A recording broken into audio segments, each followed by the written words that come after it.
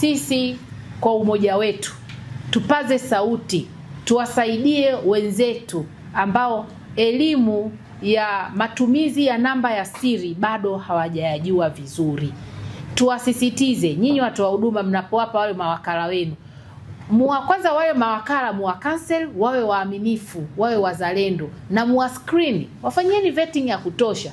Sio tu kwa sababu ni mdogo wako, ni mtoto wa mjomba wako, hana kazi, unamwambia tu nenda kavae kikoti kasajili huko tutapata posho 20,000, lakini mwisho wa siku anapeleka madhara makubwa kwenye jamii.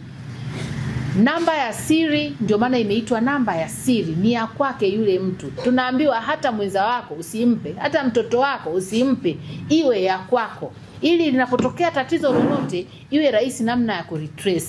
Kwa hiyo tuendelee kutoa elimu kwa wananchi, hata kama wanasajiliwa waache kutoa namba za siri kwa hawa mawakala wanaowasajili.